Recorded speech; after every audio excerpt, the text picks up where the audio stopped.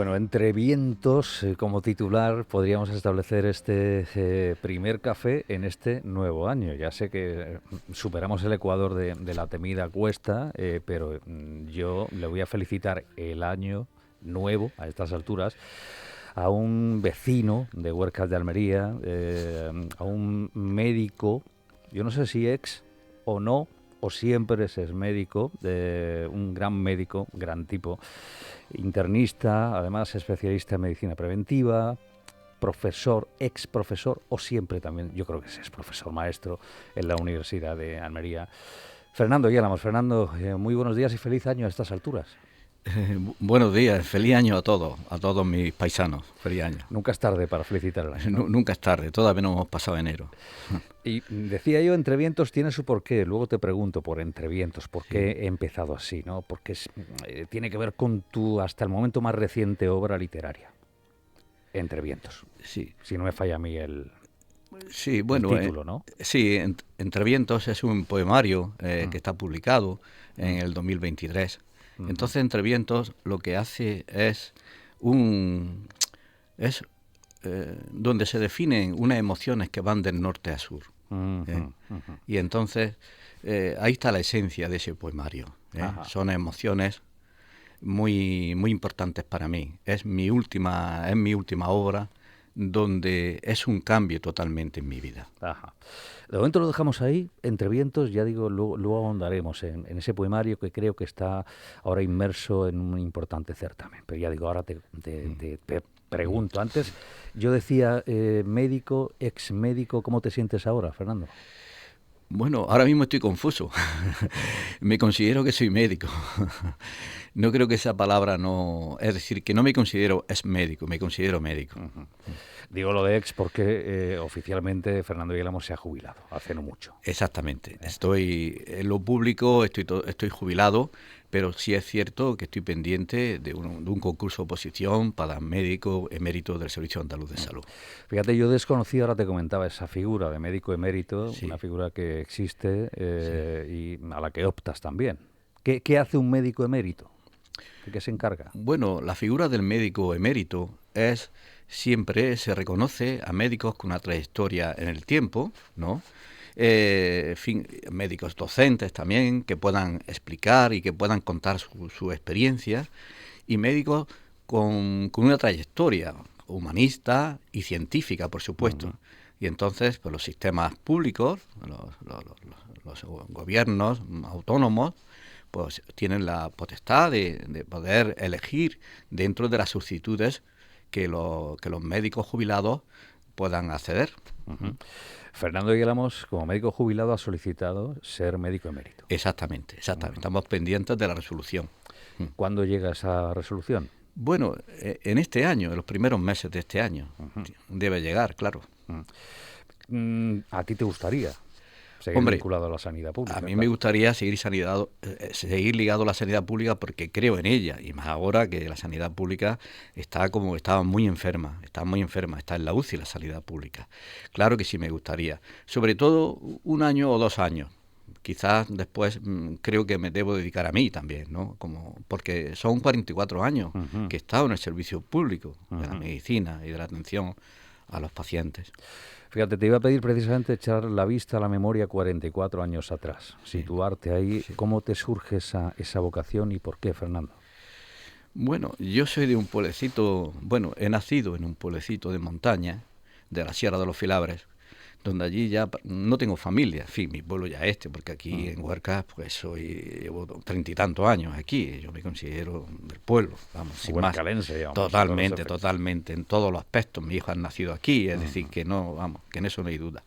Pero sí es cierto que este pueblecito de la Sierra de los Filabres, yo nací allí y mi madre era una persona que se dedicaba a poner las inyecciones, hacía Mm. de practicante de aquella época, porque no había en esos pueblos tan pequeños. Y era muy buena, era muy bonita, y además tenía mucho ojo clínico con los pacientes, Ujú. le consultaban toda la gente de los cortijos. Y entonces yo, quizás de vez, de ver a esta mujer, a mi madre, en ese afán de atender a la gente, que no cobraba nada ni nada. Si alguien le regalaba algo, se lo regalaba, pero nada más.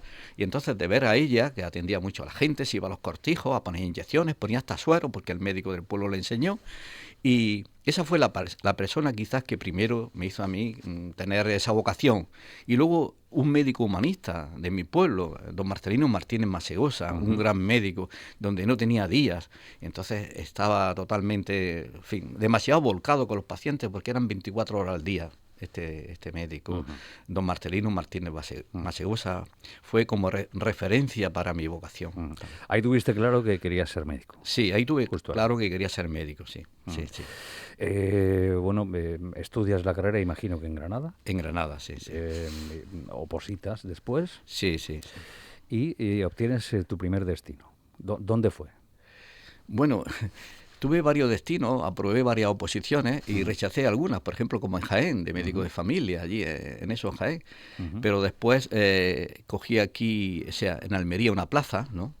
De médico de urgencia. Es decir, que yo estuve, bueno, primero estuve en la Alpujarra, estuve en Pueblo, estuve en servicio de urgencia, pero mi primer destino ya donde cogí plaza en propiedad fue en el servicio de urgencia hospitalario del Hospital Torre Cárdenas, antigua Bola Azul, que allí comenzamos, en la Bola Azul. Sí.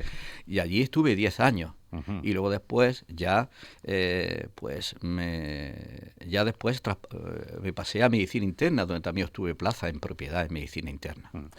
¿Cómo eran esos tiempos? Es decir, porque antes, fíjate, me he quedado con un titular, acabas de decir, la sanidad pública está en la UCI, sí. Llamativo, por el que te voy a preguntar después, ¿no? Pero sí. aquellos tiempos, ¿cuál era el estado de salud de la sanidad pública? Pues sinceramente no era mejor que ahora. Yo recuerdo los primeros años que estábamos allí en los servicios de urgencia y estábamos a lo mejor un médico solo y teníamos mucha gente esperando y en fin, era también la sanidad pública no estaba bien. Lo que sí era distinta la forma de ver. Es decir, se organizaba con lo que se tenía, ¿no? Y ahora es totalmente distinto. No sé, veo algo que falta, no lo sé, veo algo que falta. Es cierto que nuestros dirigentes en sanidad, no hablo en concreto de Andalucía ni de ningún sitio en concreto, yo creo que últimamente sus miras son muy pocos centímetros de su frente, quiero decir. Es cierto que falta mucho personal en los servicios de urgencia, pero también tenemos personal como la enfermería, los fisios, que se pueden contratar mucho, y muchas veces para los crónicos, por ejemplo, la enfermería podía hacer una gran labor, porque son profesionales. Yo soy profesor de enfermería más de 30 años y sé que están bien formados y podrían hacer muchísimas cosas. En estas épocas de crisis, de epidemia, hay que plantear las cosas distintas con lo que tenemos. Eso no significa que haya que hacer mejores contratos a los profesionales, contratos más indefinidos, porque si no, hoy día con la vivienda, el problema de la vivienda, los profesionales no se pueden quedar en un sitio meses sin saber lo que va a ocurrir después. Entonces hay un problema de organización, un problema de miras de los dirigentes de la sanidad pública, y en fin, y muchas más circunstancias.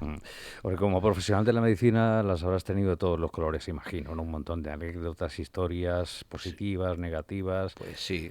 No sé si el peor momento lo situaríamos en no hace demasiado, desde el 20 hasta el final del 22-23, momento crisis clave, momento con el que no se contaba, o no, ha habido peores momentos. Ya digo como profesional sanitario. Sí. ¿No? Bueno, es cierto que ahora con la epidemia de la COVID-19, pues es cierto que hemos tenido sobre todo no sé, una tormenta a nuestra sanidad y a nuestros pacientes, porque la mortalidad de este virus pues ha sido catastrófica, ¿eh? Pero sí también hemos tenido, en mi historia de la medicina, es decir, en mi andadura por la medicina, hemos tenido la epidemia de VIH, de SIDA, que eso fue muy importante, sobre todo no fue la tormenta en urgencia donde hay muchos pacientes, pero sí fue una tormenta social. Fue como algo inaudito, aquellos pacientes jóvenes que con 20 años se nos moría, o con 18 años, con unas neumonías que no sabíamos lo que era. Es decir, sí hemos pasado catástrofes, no de este número tan elevado de casos, de esta magnitud, claro. ¿No? Pero sí. Claro, la epidemia de VIH fue una cosa muy tremenda. Claro, muy en aquella tremenda. la vivía obviamente el paciente y el profesional sanitario en primera línea, todos los profesionales, pero sin foco mediático, sin tanto foco como esta pandemia, por Sí, ejemplo, ¿no? aquello Claro. no es que no había foco mediático, es que estaba escondido. Mm. Hasta al principio la propia familia ni visitaba a sus pacientes, a sus familiares, porque le daba miedo el contagio. Aquello es una enfermedad que chicos 20 sanos morían en menos de 2 años la mayoría de ellos. O sea, Ujú. era terrorífico, sinceramente, Ujú. sí. De los peores momentos, los más duros a los mejores. Si te pregunto por recuerdos positivos, que también los tienes seguramente en Sí, sí. 44 años, no sé, alguno que te venga ahora a la mente, como médico. Pues negativos tengo mucho. Sí, los médicos siempre cuando alguien se nos va o alguien se muere, cuando nosotros lo estamos tratando, siempre te preguntas, ¿qué podía haber hecho más, no? Mm. El sentimiento de culpa siempre está. Entonces esos pacientes que muchas veces te quedan en la cabeza, es verdad que esos pacientes, pues muchas veces te preguntan, ¿me habré equivocado? En fin, consulta con otros compañeros, consultas con los manuales y siempre te puede quedar sentimiento de culpa. Pero bueno, eso que en la práctica los seres humanos nos equivocamos, ¿no? Mm. Pero sí, eso de los errores se aprende mucho Mm. y entonces eso te hace aprender más. Ujú. Bueno, pero recuerdo buenos, tengo una paciente que llegó en parada cardiorrespiratoria, estando yo en el servicio de urgencia, que era una francesa, una chica de unos 30, 40 años, ya una parada pero prolongada, Mm. donde nadie daba nada por ellos, ni los médicos que traían la ambulancia a la paciente, porque estaba totalmente en parada cardiorrespiratoria, es decir, estaba muerta. Bueno, pero hicimos la RCP y salió. Y Ujú. después de estar en la UCI, a los 3 meses vino a saludar, no, se fue a Francia y después de Francia vino a saludarme para darme las gracias que le había salvado la vida. Y me regaló unos botes de colonia que estuve Ujú. utilizando durante 15 o 20 años. Eso es Wow. una anécdota. Esos, Bueno, tengo muchísimas más, pero bueno, esa paciente francesa vino a verme expresamente desde su país, sí. esos momentos son impagables, ¿no? Un momento como Sí, ese sí. no tiene precio, ¿no? Sí, Incalculable. sí, sí, sí, Claro que sí. sinceramente, sí, sí, eso es lo que importa, pero es verdad que lo demás no los comentan, los posibles errores y estas cosas, los sentimientos de culpa, siempre tiene culpa uno cuando las cosas Mm. no van bien, ¿no? Entonces, pues Ujú. sí, Tiene que ser complejísimo porque mm, obviamente trabajáis con humanos, con sí, vidas, ¿no? sí, Es sí, decir, sí. y ahí no hay 8 horas y luego desconectas, ¿no? Ahí estás todo el día No, dándole no, no. vueltas. Sí, ahí no desconectas, no desconectas. Tienes que desjuiciarte si quieres desconectar, porque es imposible. Las emociones, en fin, no se desconecta, Ujú. no se desconecta, es muy difícil. Fernando, fuiste también, has sido profesor en la Universidad de Almería, has Sí, compartido he sido más de 30 años profesor de enfermería. Fui Ujú. también he dado máster de esto de riesgos laborales y todas estas Ujú. cosas, ¿no? Máster también en investigación en medicina.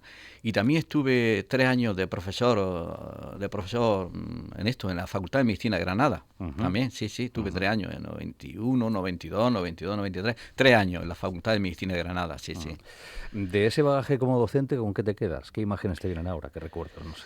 Pues yo recuerdo como a trabajar y a trabajar en los servicios de urgencia y Mm. luego en medicina interna, donde siempre hemos tenido una carga de trabajo tremenda, pues recuerdo como un descanso, como un hobby, y me gustaba mucho porque me servía para repasar las asignaturas Mm. y la materia, me servía también para los pacientes y para los alumnos. Y la verdad que me encontraba muy a gusto enseñando. Y la verdad que he visto que teníamos una gente joven que es maravillosa. La gente joven es buena. Y lo que necesita, no sé, creo que lo que necesita es que para la juventud no la cuidamos, no hay trabajo, no hay nada, no hay futuro, y entonces muchas veces le falta la esperanza y estas cosas.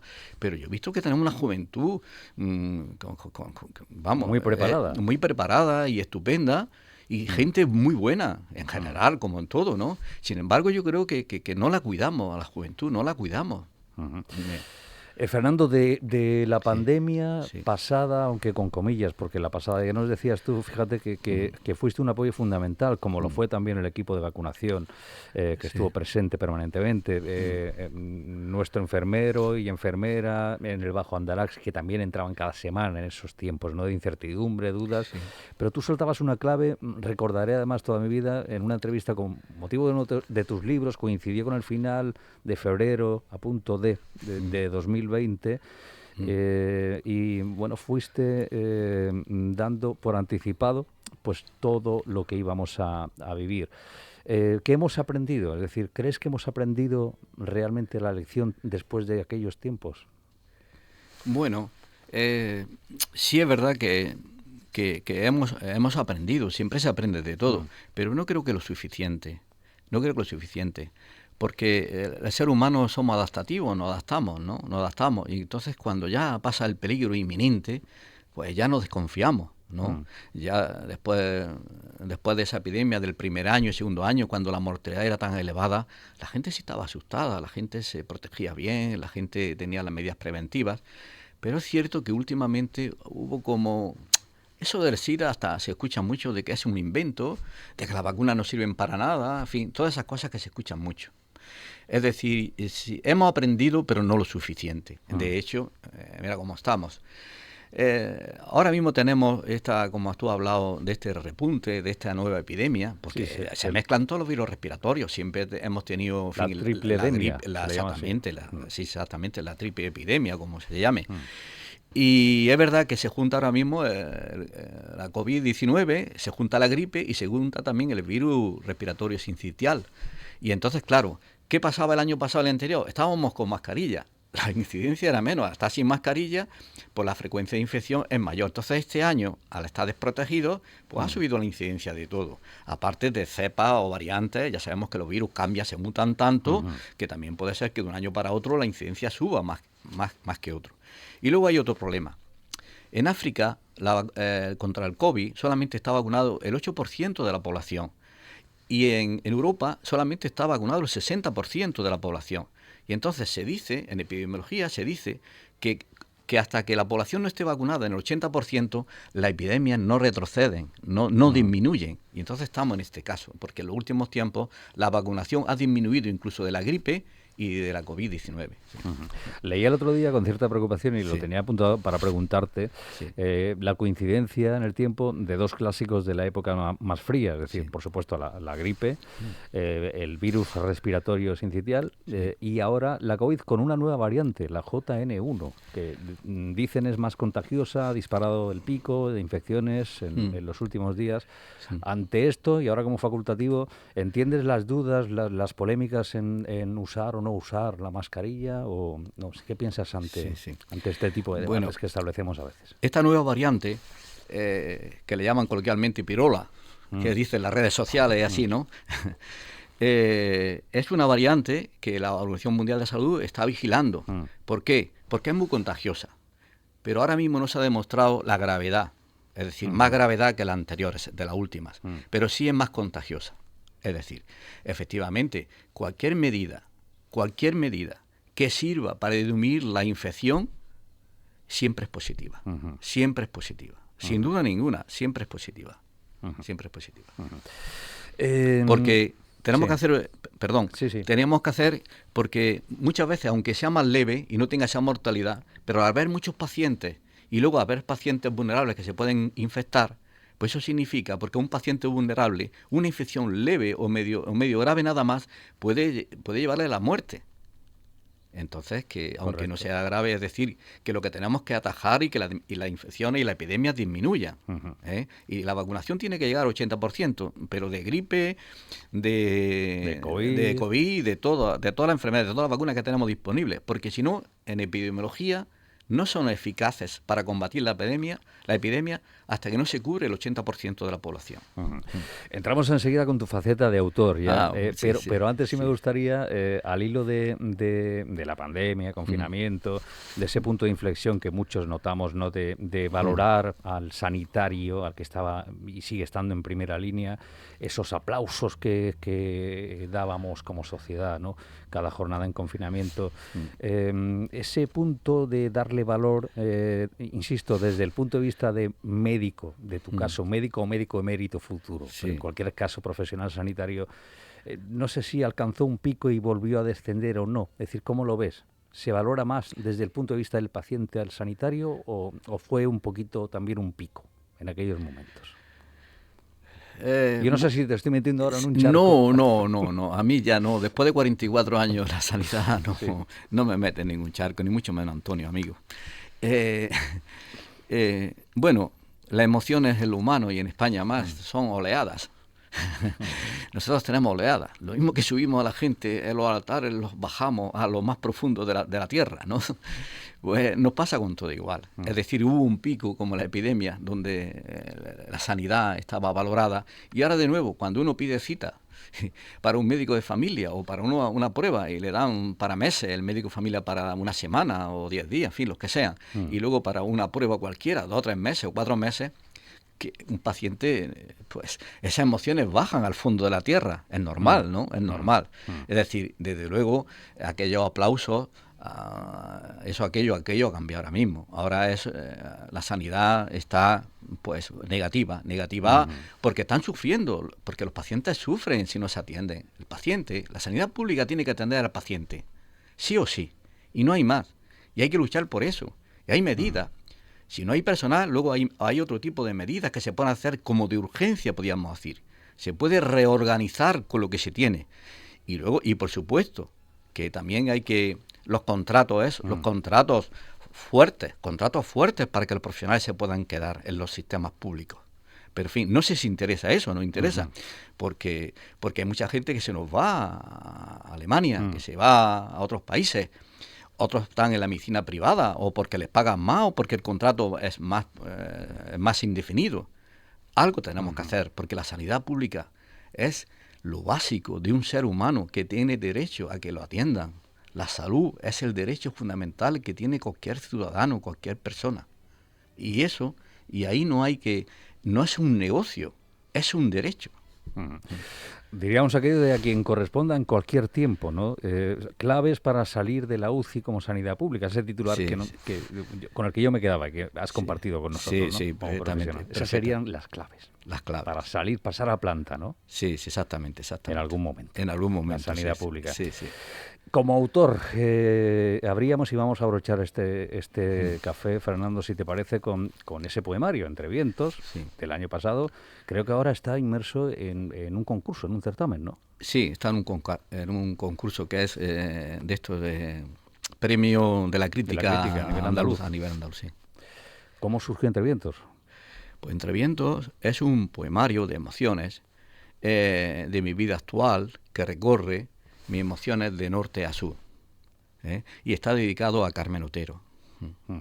Creo que es un bello poemario, creo que es una nueva faceta de mi nueva vida y creo que es muy interesante. Y bueno, y si alguien está, pues me gustaría que lo leyeran y opinaran, porque yo no soy quien para opinar. ¿Lo tenemos disponible a través de...? Sí, a cualquier plataforma, está siempre disponible, sí. Entre Vientos, sí. Pues oye, enhorabuena desde aquí. Se consiga o no ese premio, en este caso de la crítica.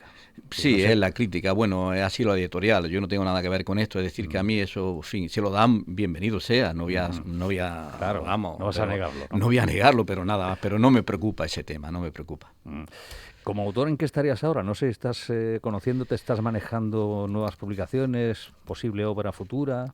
¿Libro? No sé. Bueno, estoy entre relatos de medicina, como todo el mundo está diciendo, ¿cómo se puede vivir más, no?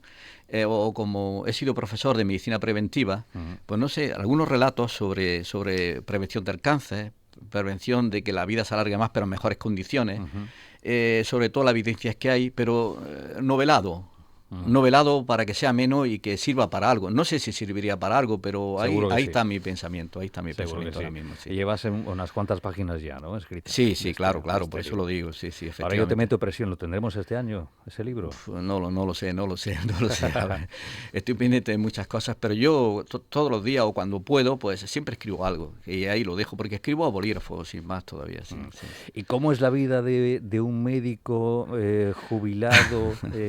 ¿Cómo es un día a día de Fernando Viélamos ahora? Bueno, como llevo un par de meses nada más jubilado, pues me he dedicado a hacer obras en la casa y a pintar la casa y ahí me he entretenido un poco, pero ahora se está acabando y ahora sí me estoy dando cuenta, estoy jubilado, digo, ¿y qué hago ahora esta mañana?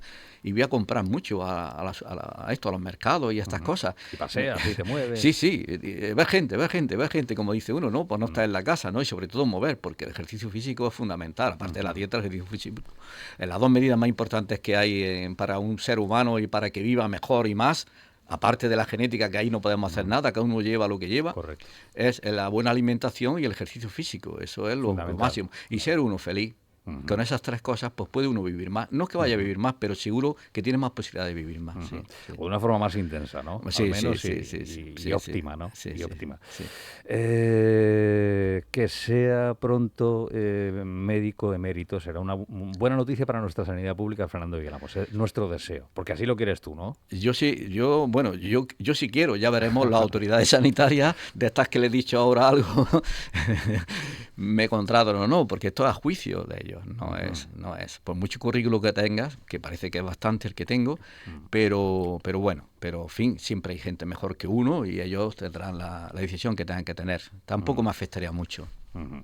¿Tienes un plan B, un plan C para esta nueva etapa en tu vida, no? Seguro. Pues yo creo que hay que esperar un poco, unos meses. Y situarte, ¿no? situarme un poquito. Por supuesto que yo siempre voy a ser médico, eso no hay duda ninguna. Y si no, pues está la ONG y todas estas cosas donde sí puedo echar una mano, que es esta mi idea. Tengo contactos con muchas ONGs, como Mensajeros de la Paz y todos estos sitios donde sí podía echar una mano. Con títulos tuyos te has implicado siempre Sí, también. sí. Claro, todos los títulos son implicados en este tipo de ONGs. Sí. Todos sin excepción. Igual que también, Entre Vientos, siempre está para ONG también. Pues querido Fernando Vigalamos, que ha sido un gusto este reencuentro en tu casa. Ya no mencionabas, creo, en una memoria reciente a esta tu radio, ¿no? Sí, exactamente. Precisamente porque le tengo mucho cariño y sobre todo a Antonio, que es un gran periodista, es de los mejores que yo he tenido aquí, por eso estoy aquí. Yo te agradezco. Y sí, lo he mencionado con mucho cariño en la oposición que he hecho para emérito y donde ahí he nombrado y he puesto la referencia, la biografía sobre estas charlas de la COVID-19. Sí. Pues lo dicho, querido Fernando Vigalamos, siempre médico, siempre maestro, profesor, siempre, sobre todo, gran ser humano. Gracias, un abrazo. Gracias a vosotros, un abrazo, gracias a todos.